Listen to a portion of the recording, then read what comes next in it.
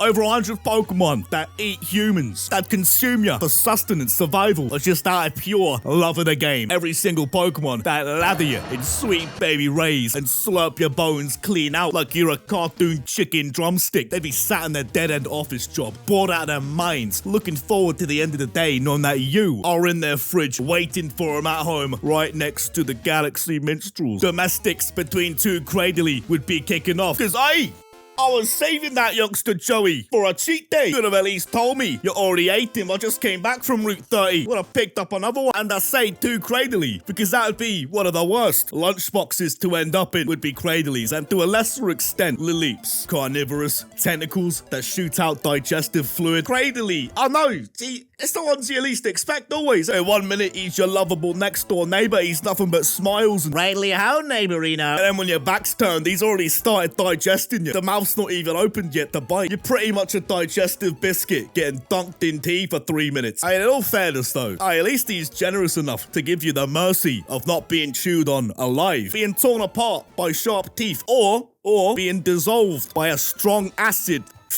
That's a tough one there. Beyonce of Rihanna. Right, fellas? I'm not even sure Cradily would eat humans. Maybe I've gaslit you here. Maybe I've led you astray. Because I reckon with his unconventional methods, we'll say, he would drink humans. He's in that middling grey area where you kind of like eat and drink soup at the same time. You are more like a broth than a meal. Big, beefy Buzzwole. Oh, we know he'd be a fiend for the humans. Mosquitoes already are fiends for human blood. They're bad enough as it is. They had to be nerfed within nature being so tiny. So having them built like they just dethroned Ronnie Coleman's dominant Olympia run, that is just comically evil. It'd be like getting absorbed by imperfect cell. Imagine informing the parents of that poor fella. Your son, it's no easy. And he's a fan of Cartoon Network. He pretty much got drunk by this vampiric Johnny Bravo. By the end of it, looking like a beach ball suffered from a stroke. This one's arguably the most painful. Getting your flesh drained inside out in Tango Ice Blast sized gulps. He might save you as well. There's no guarantee this will be a one and done. He packed in a Snorlax very quickly, but he might just take his time with you. Read a bit of Jane Austen in the bath with his favorite beverage on the side. You sat there in perpetual hell, existing like a half-crushed Capri Sun. He'd finish you off, eventually. You can only hope. I don't know, Buzzwole likes his bath time. You might be there a long while. He's a slow reader, Buzzwole. He's doing his Jane Austens and that. He might take his time. Buzzwole would be disrupting the entire cinema with how loudly he'd be slurping at you at a straw. You could argue Lickitung and Lickitung. They wouldn't eat us. They just want to give us a little licking. Sort of like a dog. You know, when they use their sense of smell to investigate. It's just a bit curious, alright? Why he creeped out? He's just curious. Just let him do his thing. Onto that, I would argue they see us more like getting to the bottom of a lollipop, a Tootsie Roll, whatever you Americans call it. I reckon they see us as one of those types of meals. And believe me, they will find out. They already know how many licks it takes to get to the middle of a youngster Joey or two. Because I don't think Lickitung would be able to help it. He'd have the willpower of a thirsty dog. Awful, very prolonged way to go. Getting licked up psychologically too, because there'd be some hope that you will escape because it's taking so long. You're in the mindset of, this is just a kidnapping. It's not a murder just yet. So you still got a bit of hope there. But it's going to take a long time of you getting licked up by a big tubby friendo with a tongue like a set of battle ropes in the gym. I guess while I'm at it, you could go ahead and throw Haunter on here as well. He uses its tongue to steal your life force. I don't really know if Ghastly does that sort of thing. I think that's more Haunter's gimmick. He does it when he's older. You know, when he gets to the age where he starts liking boys. Jesus, Cacturn. Not only would maybe eat a human, if it just so happened the opportunity arises, they actively seek the opportunity, hunting in the desert those who are too exhausted to move come nightfall. Absolutely scummy tactics to make, but you know, girls gotta eat. Shouldn't have skipped your cardio then, should you, big boy? I keep telling you, you're all glamour muscle with no gas tank, and one day you're going to perish for it in the desert when the Cacturn are on the prowl for you. Kyurem not only would eat you, the guy's already got many a human under its belt. A mighty belt that must be 13,000 calories in an average thigh alone. You think Kyurem's legendary? Wait until that bulk's finished. So canonically speaking, you know, not just me speaking, for a change, takes people away from town for a nice little feast on them. Just a wee little collection order for him. I guess that whole camaraderie I was on about that Legendaries might have with humans, that'll go straight out the window when Kyurem over here is luring them out of town down to devour them in a cold, dark cavern. Pokemon's one of them universes where you don't really have to think too hard. It's probably best not to. You might hurt yourself a little. The name of something can simply just be what the thing does. Like in real life, hundreds of years ago, your name is Smith. Perhaps you were the village blacksmith. Gulpin, Swalot. Perhaps you were the village fat bastard. Like, come on here. 2 sentient stomachs. The guys are called Gulping. Swallow a lot. Gulpin Swalot. It's like one of them memes you see about J.K. Rowling, what she'd call the obese American student attending Hogwarts. Gulpin Swalot. Hello there, Gulpin Swalot. I'm the village fat bastard. You really think a pair of predatory amoebas, you really think they're not gonna go in for a cheeky nibble on some local trainers if no one's watching? Now again to Carnivorous, one of the main instigators in me making this video here, really, getting consumed and turned into a mummy. Carnivorous once being human itself. And for all we know, even after being consumed, you're still alive in that Carnivorous when you're all swallowed up, trapped in this perpetual stasis like an Egyptian prince. Imagine seeing all your family in the afterlife and you're just like, wait, what? Where's Granddad? Oh, yeah, whoa, we didn't want to tell ya. When your granddad died, it turns out the morgue, they had a bit of a mare with the old man, bit of an oopsie. Pencils have erasers, kind of thing. Only gone and slid him in a Carnivorous. So, it's alright, he's still kicking about down there somewhere. So that's it. He's just stuck. Well, we did go on a big search. We did go to try and catch him one day, but on the way, oh, you wouldn't believe it, we saw a shuckle. You know, we're there thinking, hang on, what was a shuckle doing here? Oh, we couldn't not use the Ultra Balls trying to get him. the shuckle. He ran away, but your granddad, he's kind of just stuck down there on Earth, eating Nestle's golden nuggets in a cave somewhere till the sun blows up. Grimer and Muck. Now let's be real here. They're just eating whatever's put on their plate. And in this case, their plate is every and all surface they choose to blob over. These two could arguably engulf a demon core. And worst case scenario, they wake up the next day feeling a little bit dehydrated. We all know they're knocking back a few humans. Easy. The real questions to be asking here is, would you be more or less insulted if a Muck or Grimer didn't want to eat you? On one hand, alright, sick. We move. But wait, I just saw that Grimer. Didn't he polish off a dog waste bin down the park a few minutes ago? That dirty am I not good enough? Am I not tasty enough for you, Grimer? Oh, excuse me for taking a shower today. Would you like fries with that guy who rolls about in raw sewage to finally be accepted by society? A society of Grimers, no less. But hey, a result's a result. You know what I'm saying? Another 3 points on the table. And then you gotta go to Garbodor and Trubbish by default of them being the Muck stand-ins for Unova. I doubt there's really any taboo that they won't cross when it comes to a bit of vor. Except this one may be far worse than Grimer or Muck. With those two, you'd kind of imagine it to be like falling into lava. You're likely to perish in a much more efficient way. But these two, they're just giant bin bag creatures. They're just trash. There's just nothing elemental about them. You'd pretty much be getting eaten alive by a New York subway crackhead. Braviary and Hisuian one especially are easy pickings down that region, all living in big tents. You could swoop in, carry off an entire family like it's stealing a bag of shopping. I don't doubt for a second an eagle wouldn't carry off a small enough child. Perhaps a very rare situation to occur, but everyone finds a shiny at least once. Eagles already have the strength for them to at least glide about with goats and deers and things like that. So if either Braviary were curious enough, I'm sure they'd find little to no issue in grabbing a human or two. I mean, just one Braviary can carry up your entire car. And if one Braviary can carry your car, then two could eat your whole family sat in the back. It's thought that people disturbed their habitats in the past, so they banded together and fought back. Hey, see? Hey, look at that. They've got a motive. They've already got a taste for it. It's already happened. The bellsprout species is a little thing about these fellas. Said to live in huge colonies deep in the jungle. No one has ever returned from there. Okay, right, so canonically eats humans then. Mad collective kill streak on them as a species. I mean, where do you think they're going? I don't doubt humans are going on expeditions, never to return, having settled down with a little Victory Bell wife in a 3-bed semi-detached log. No, they're getting scranned, getting consumed from both sides, from 2 Victory Bell, like they're snapping into a Christmas cracker. See, I expected expected this sort of thing from Victory Bell. But Bellsprout, he's the one that gains a stupid amount of intimidation when associated with the word Carnivorous. And that's in the Pokédex too, as well. I thought he just took, like, vitamin D pills, you know? It's not like eating Rattatas running about Sprout Tower. Although the Pokédex does say Carnivorous in that it eats bugs, though. So, okay, fair enough. That's more on brand. But Weeping Bell, and especially Victory Bell, no, I don't buy that for 1 second. Once that gob gets big enough to wedge a small child into it, it's taking the plunge. We've been warned about this for decades. Victory Bell was trying to sneak in a cheeky munch on James on a weekly basis.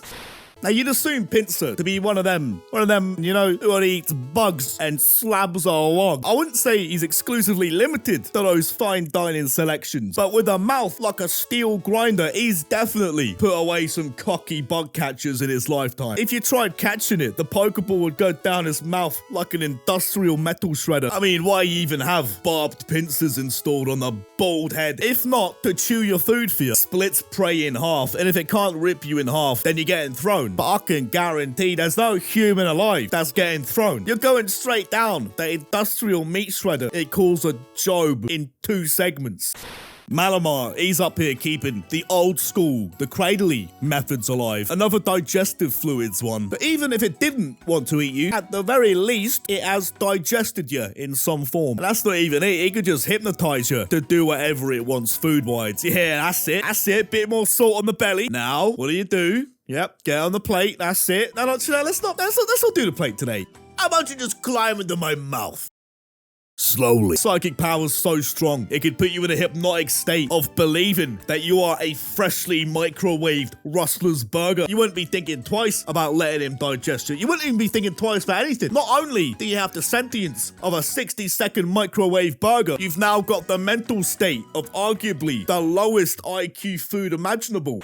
You may be swayed by the Rainbow Gengar Pocket TCG card, all the mugs and the phone cases. They might sway you into thinking Gengar, he's just a merry little fellow. But no matter what form it is, he's always on the prowl, always thinking about where his next meal's gonna be. The Mega Evolution even stated, it's got no interest in opponents unless it views them as prey. That's just it. Hustler's grind set for the scram is your Gengar. If you ain't edible, don't even waste my time. I don't really want to put separate forms here like G-Max, because I think it ruins any sense of scaling. But for Gengar, the whole gimmick of its mouth being a giant archway into the afterlife, literally eating you straight to hell, I feel as though I can't really ignore that. The guy's not even getting anything out of it. That's not going into a stomach of any kind. You're pretty much being eaten by a Monsters Inc. door.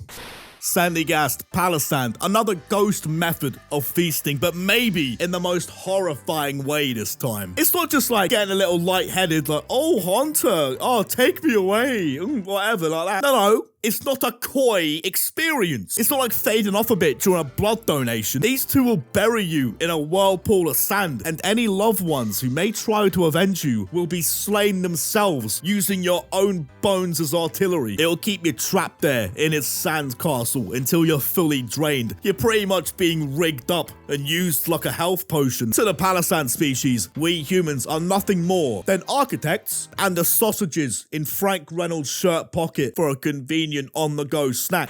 Huntail, what an awful way to go out, being slowly devoured by an underwater snake. This one is so much worse than Arbok and them, because if you've been made a meal out of by a Huntail, then 99% chance it's gonna be underwater when it's happening. Oh, you just wouldn't believe it, would you? Not only getting eaten by a snake, drowning underwater as well. Ah, what a day. And when you thought being on Huntail's plate would be bad enough, I'd be thankful to be consumed by a Huntail. I would be praying to Arceus to give thanks that the Clamperl that grew up to consume me in the future had evolved into a Huntail instead of a Gorbis. This right here is like getting scrammed by a Buzzwole, but again, while dragged down into deep waters, bodily fluids absorbed from its tail, leaving your leftover meat to sink to the seafloor to let the rest of the ocean have seconds. Ah, what a man of the people. What a man of the ocean Gorbis is, and that's why they're the Clamperl combo. That's a proper bit of double battle synergy down in Hoenn. I get the fluids, Huntail gets the meat. Alakazam, and to a lesser extent Kadabra. Now you may think he's got far too big a brain attached to his arm balls there to be resorting to eating humans. But I'll just say, he's got a pair of spoons on hand for a reason, and he is a telekinetic fox, near enough, who supposedly, they already eat human babies, or so that's what old people seem to tell me. Great power, great responsibility, 5,000 IQ, he could stun lock us into place and eat us at whatever pace he so pleases. And maybe it gains its brain power in the way that we humans would gain muscle. We hunt the animal. We are rewarded with animal protein to fuel our muscles, to make us stronger, so that we can then continue hunting successfully. Maybe Alakazam drinks out your brain like a coconut, and it gains more intellectual protein, so it can continue to scran brains.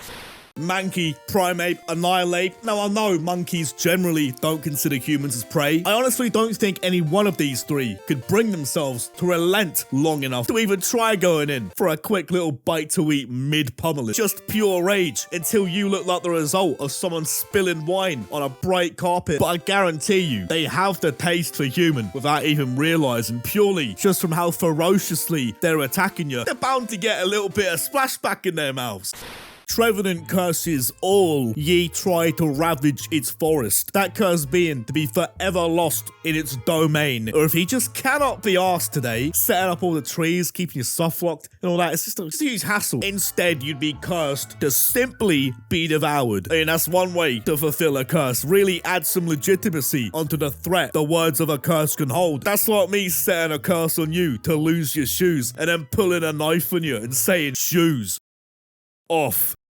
Nah, a very avoidable situation to find yourself in, but the potential of being gobbled is always going to be there, unless you're some kind of freelance lumberjack or BuzzFeed adult max goof, then you really shouldn't be finding yourself in the belly of a scary treeman. Hypnotic in lore spoke of as a very dangerous Pokemon. They pretty much spike you with spores and lights to the point where you'll never find your way home again. He's like a psychedelic Trevenant, forever in a cycle of stumbling about drowsy and getting fed on via fingertip. You may be getting your life points reduced literally firsthand, but at least he's a fan of intimacy. He knows how to set the mood with the lights, and he treats you right. Nice and delicate with you. Getting put to sleep and caressed by psychedelic Mr. Burns. To this day, cannibalism exists, and you'd have to be big old juicy bald-headed Joe Rogan levels of gullible to think Machamps and Chokes aren't eating humans in some capacity. Opposable thumbs, complete game changer in humanity, making it this far. Machamp, he's only got 4 of them, twice as qualified as we are to be handling cutlery. Could eat you with a knife and fork, while the upper hands have a spoon and a steak knife if necessary. He just likes to have the option. Actually, 2 of his hands could hoist you up like you're a rotisserie chicken, while the upper 2 hands just dig into you bare-handed. Now, I don't even need the cutlery. Matchups get the pass though, I reckon. They're probably not in the know just yet. When you're older, you can have a little bit. I will start you off easy on the bug catchers. An old seaman's worst nightmare, being dragged into the sea by a big rotund jellyfish. What a mare you're having today. Not only have you gone and sunken the ship in the middle of the ocean, only gone and had your life absorbed by a big pink jellyfish and lipstick again, haven't you? Why can't they just feed on plankton like all the other jellyfish? Why'd they have to only be into vor if it involves sailor outfits? And if the jellicent don't get to you, your own trusty anchor may have a little mutiny against you and go for a nice nibble as well. With jellicent, you might be able to fight your way out of it physically. There's a small chance. With Dhelmise, you're just getting sandbagged to the ocean floor. 200 kg of anchor. Now, Dhelmise is the sort of Pokemon Giovanni would be using to throw his enemies off a Jersey bridge. That is game. Anchored down. Seaweed absorption.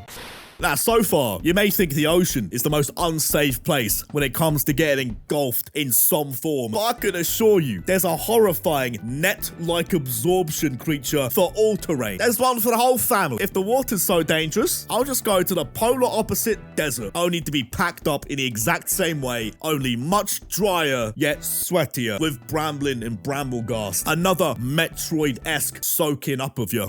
Evolution dictates we must fear Metagross. Even in fiction, we must fear it. Humans were simply made for consumption for Metagross. We are flesh, he is steel. We have 4 limbs, he has 4 grippers. Mouth attached to the bottom, primed and ready to just nibble on all of the most essential organs we have. So physically speaking, we are the natural prey for this. It's dealer's choice whether or not we get swallowed by one of these. But I feel as though the Metagross eating humans, they'd have to be the ones who are malfunctioning a little bit, or simply just loves to hunt. Don't think it'd be a common one. Like, it's absolutely on the cards. We are both self-aware of the power they hold, being able to eat any human alive. But I refuse to believe any creature could have 4 supercomputer brains without knowing that nothing beats ordering in a proper Chinese.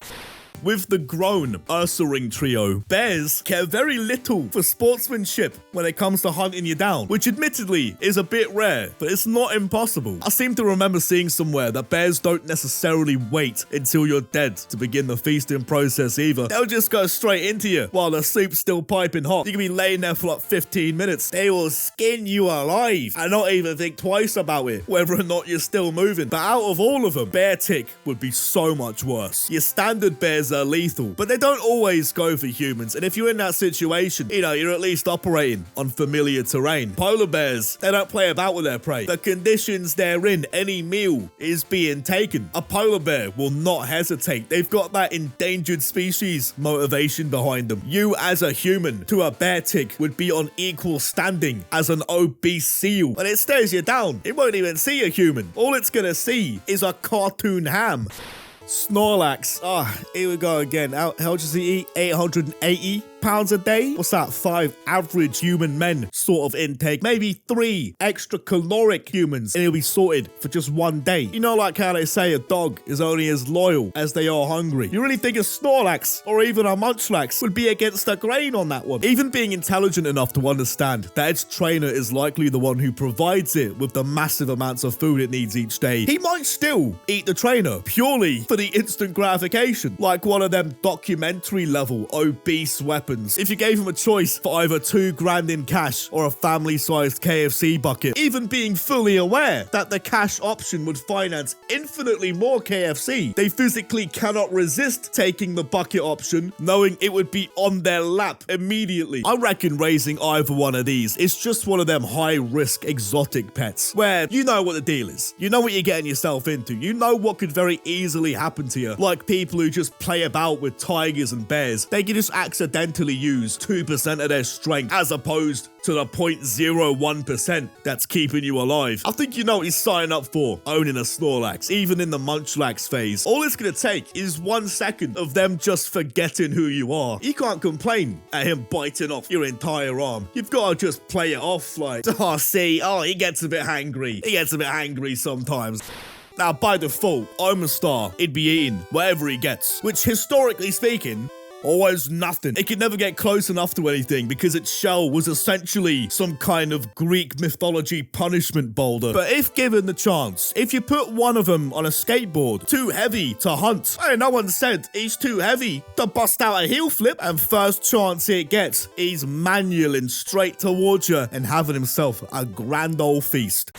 Tyrantrum, big old T-Rex. If you're somehow unlucky enough to cross through a little time glitch, end up stranded 100 million years ago. Not only that, being even more unlucky 100 million years ago in Pokemon's world, then at least you can be at ease knowing it's not going to be a long holiday. Tyrantrum sniffs you out. He wouldn't even think twice about it. Hey, humans aren't meant to be patched in for another 94 million years or so, give or take. A delicacy, a nice pre-release. Look, it's either this or that kick-flipping Omastar is going to get to you first.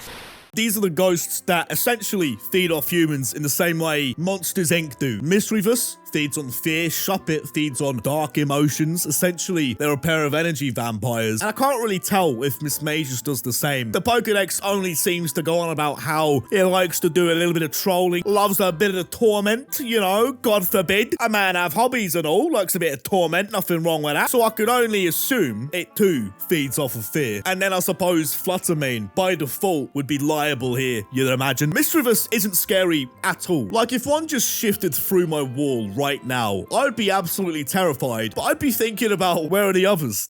that means the rest of them are real too. It'd have to put a bit of elbow grease into getting some gasps out of you. But Fluttermane, that's one of the ones in my mind I'm thinking if I see Mr1upz shift through my wall, like, okay, if you're real, then Fluttermane's real somewhere as well. That's the much more terrifying transaction. This version would be dominating the scare factories. Looks as though it would feed off of your fear, as well as feeding on you the good old-fashioned way. No hands, mouth only. And then if I'm counting these, then I guess I've got to throw in Drowsy and Hypno. I assume Darkrai would be in here the same way, but I don't think the guy does it for the sake of eating dreams. He just traps you in nightmares for the crack of it, just for the laugh, innit? But these two, though, a bit similar to Gengar, a pair of dream eaters, effectively. Maybe not eating humans, literally. Well, yeah, I don't want to speak on Hypno, to be fair. He's well documented. He's had at least the thoughts cross his mind while he's staring down at their now asleep prey. He's just there watching them like, I could eat him. I'm not going to eat him. But I could eat him. I'm almost unsure on Hydreigon. If it actually eats you or, you know, if it's just like snapping at you with its mouth-like hands. Dragons being carnivores, I think in almost all forms of fiction. But I mean, maybe. Who knows? Don't care. Not real. Can't prove me wrong. And just look at Hydreigon. Look at this guy and tell me that any of those mouths haven't tasted human flesh on, at minimum, a bi-weekly basis. That's twice a week, by the way. Not every 2 weeks. They would eat humans, but not for the nutritional benefits. No, it's just pure love of the game for Hydreigon. You love to see it in this sport, you really do. Lion eating a human. Oh, that's a classic one, that. Luckily, these lions are probably less threatening than real lions, because you could probably flick one on the nose. It'd probably fold as long as you are wearing MMA gloves, or if you've been to the gym in the past year. You could make an argument something like Entei would also dabble in a little bit of man-eatery in between root hopping, but I think that being legendary, it kind of puts you on an even playing field of sentience to the humans. So he's self-aware. He knows it's not quite halal. He's there to serve humans, not be served it. But Pyro, no, they've not achieved this level of sentience, so both genders would be on the prowl. Greaver and Houndstone, here we have another set of ghost life-draining ones, because how dare you simply exist within its radius. Greaver and Houndstone, admittedly, a much more tempting one to fall for than your standard ghosts. Like, I mean, no one wants to hang out with a Shuppet. If he's draining you, it likely isn't a consensual experience. No one wants to hang out with Shuppet. A pair of dogs, though. Okay, well, there's at least a bit of a trade-off there. You'd at least want to hang out. You maybe let him absorb you a little bit. It'd be rude not to give him a little treat. It's like people who smoke or drink half-finished cans of Monster that have been idly sat in their car for 2 months, each time said to shave minutes off of your life expectancy. But you know, everything takes minutes off. You gotta live a little bit. Let the dogs have a day or two of your lifespan. You'd probably be in bed for it anyway. A horde of mighty hyenas, they'd definitely be tasting you if it catches you lacking a bit. If he's got his boys backing him. That could have been a very short adventure through Hoenn if you walked outside your house the wrong time. Because if you don't think Poochyenas would be on that too, then you've not been paying attention. It's the first thing that happens in Gen 3. Professor Budge may have had a point bricking it so much when a Poochiena was chasing him. Level 2 or not, that's a borderline hyena with a lust for birch meat in his eyes. Good thing it wasn't Kukui Poochiena was going for. Woo, boy, I'd be on all fours barking right along with him. Actually, no, if Tyrantrum doesn't get to you first, Aerodactyl is going to be swooping down. Big time meat eaters were them pterodactyls, apparently. In this dire situation, you can only hope that the guy at least takes you for a flyabout first. Take in the prehistoric landscape. You'd be the only human lucky enough to witness that firsthand, yet the only human unlucky enough to be immediately devoured by an Aerodactyl right after he's done giving you the tour. Another set of Pokemon in that Zubat brand of eating. The Kabutos, they absorb you as well. A very similar transaction to a Golbat, except this time you're getting gripped up with 2 garden scythes. I really can't tell which is the lesser of 2 here, because Kabuto would probably be going at you like a face hugger, which would be horrifying. Likely a far less painful experience than 2 giant blades mounting you upright, but it's a much more intimate dining experience. Toadscruel, very well known for despising strangers stepping into their swamp, would not hesitate to coil them 10 tentacles straight around you for a little munch, whether ye be man a pocket man. And Tentacle will be doing the exact same thing to you, except in this case, you're swimming. You're in his domain, trapped in a big net of his 80 tentacles that he's apparently got hidden away somewhere. I reckon even just tentacles existing would be more than enough to keep me out of any body of water in Pokemon's world, let alone the threat of being ensnared in a large net made of tentacles just for me to be devoured. That'd be enough to have me looking both ways before stepping into a bath. Avert your eyes and you're all safe. Make the wrong contact with Dusclops, Noir, Shedinja, or Sableye, and you're either getting your soul snatched or you're gonna get the classic Kirby treatment. And as every fellow gamer will warn you, you don't want the Kirby treatment. Shedinja has a crack, and if you're curious about that crack, nah, that's it. Soul's gone. Sableye, see him with its eyes suspiciously glowing. That's your spirit snatch. Dusclops and Noir have big rotund bellies that exclusively eat the soul. They can kind of mysteriously yank it off you and leave everything else intact, like somehow ripping your pants clean out without taking your trousers off. No matter how you look at these ones, there's definitely a bit of consumption involved during the transaction. And then there's even Duskull, a bit of a wild card since he's leaning a bit more on the hypno side of potential sustenance. Because Duskull's favorite food, child. Sonic has his iconic chili dogs. Brock has his jelly-filled donuts. Duskull, the boy. I just fail to see any form of universe where a 33-kilogram spider would not eat you. A 14-kilogram spider even. Galvantula has the weight disadvantage to Ariados, but them electricity powers, that's a very fair compromise. Not only will you be entrapped in its webs, but it could slowly grill you. Spiders obviously living off trapping small insects in their webs, but if they had the weight advantage, us humans could very easily become the small insects if they were scaled relative to humans, and I could very easily see them expanding into the market of mad meat. The two large spiders, they'd at least have a little nibble on you, expand its taste, it's a nice change of pace from the standard fly or two it's normally dining on. Survivor, Arbok, Sandaconda, we all know, if these three had their way, you would be halfway down their belly. They might take their time with it, like actual snakes, or they may just be large and violent enough to get the transaction of human to energy within an instant. Big instant gulp, sorted like a contactless payment. Sandaconda would be an awful one to be eaten by. Not like the other two would be a pleasant experience either, but you know where you're going. It's a straight linear drop into their mouths. Sandaconda, with all of them curves, it'd be like getting digested by a water slide. Yeah, that's how I love my water slides. Incredibly claustrophobic and covered in sand.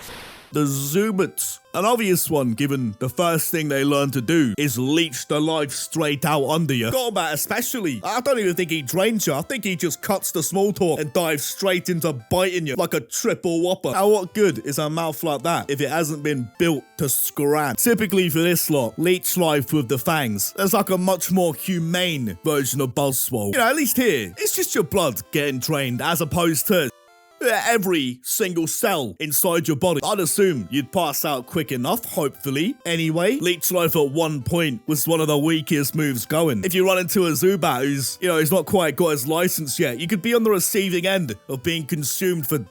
The Poltergeist and Sinister Pseudo family pairs fools you into drinking it, but then it drinks you, kinda. Yes, there's a nice little bit of equivalent exchange on display, nice give and take relationship. You have a nice cup of tea, and Sinister gets a nice cup of meat. You get no remorse from me if you get eaten by one of these. Like if a Gengar or something wants to eat you, fair enough if you get eaten by a Gengar. Yeah, it can happen to anybody. Really boils down to how peckish he's feeling, if that transaction happens or not. There is no free will involved in Gengar having eyes for you, but like allowing yourself to be spiritually bankrupt because you couldn't resist a sip of tea, that's a skill gap on your part. Well, you can't find a cup of tea, you can't make yourself one. You know what? This is exactly what people like you deserve. A nice lukewarm cup of karma for your weaponized incompetence.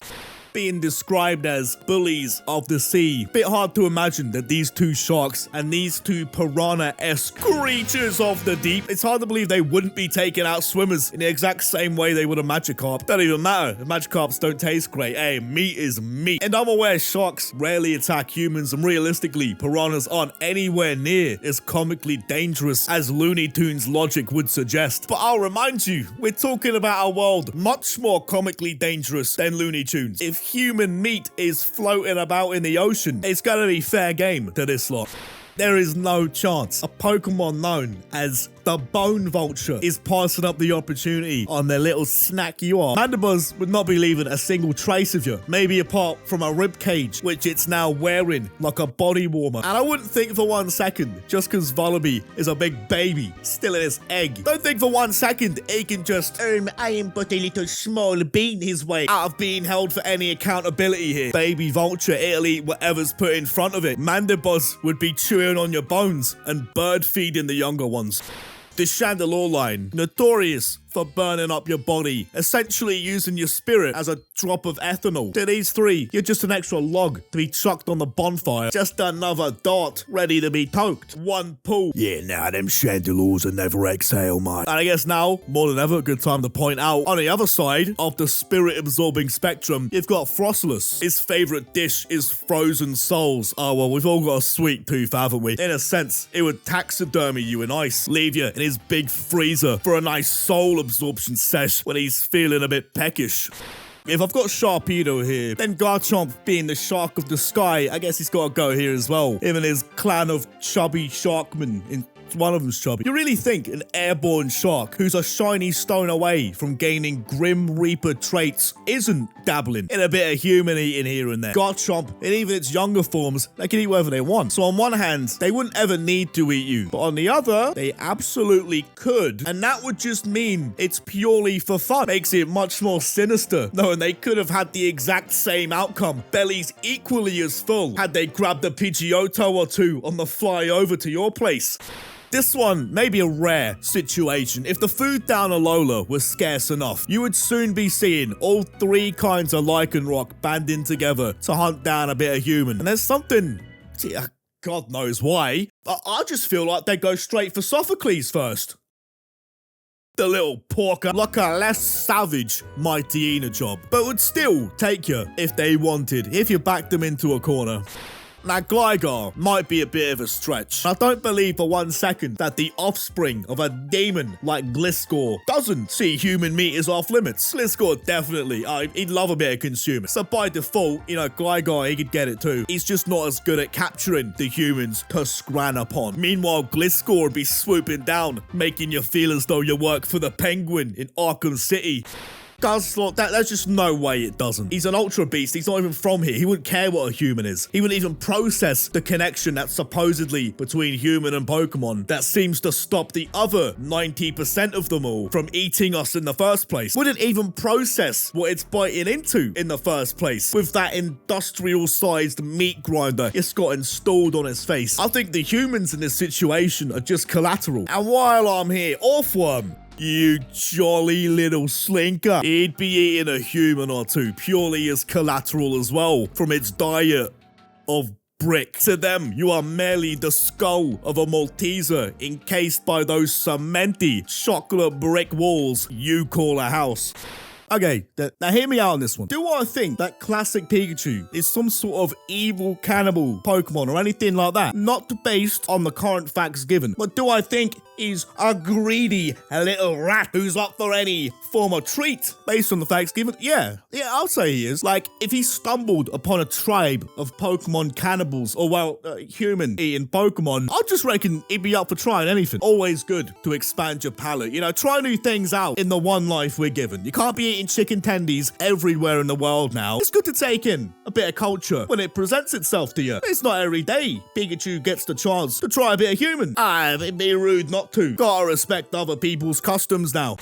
The big crocodiles of Pokemon, you know they're sneaking a bite on you. If you're offering, maybe. I couldn't imagine them gunning for you, but if they saw an opportunity, I think they're likely gonna take it. Crocodiles are, I think, responsible for at least a sizable amount of human-related consumptions. Only seems fair that giving them the power boost of being both fictional and Japanese would only amplify their ability and lust to keep those human-related consumption numbers up in the green. Supposedly, most crocodiles, most alligators, they don't prey on humans. But I reckon if they got up on 2 feet and could start doing dead sprints, that'd be a very different story. Crocodile especially. Look, he's a crook and a crocodile. He's gotta get rid of the evidence sometimes.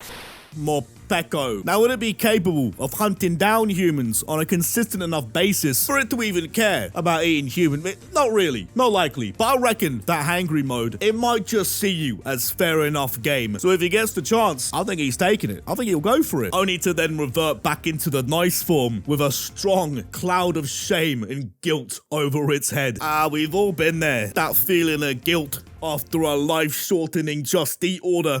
I know, we all know, Drifloon and his Pokedex entries very rinsed out, very Pokemon Twitter meme account every 6 weeks kind of rinsed out. But we all know it grabs children, alright? You know, he's obviously not a Galarian mime like Federal case here now, is he? At the weirdest, it just wants a friend. Just a little friend it can feed off. A little buddy it can train. Missing without a trace. Yeah, that's because them souls are going straight to that dome. And then Drifloon, I mean, I don't think he loses the ability to do all this. If anything, he's doing the exact same thing, just with a lot more punching power to it. Just 2 balloon dudes, 2 balloon entities inflated with the souls of the once living. To them, we are merely a humanoid galaxy gas ready to inflate their brains.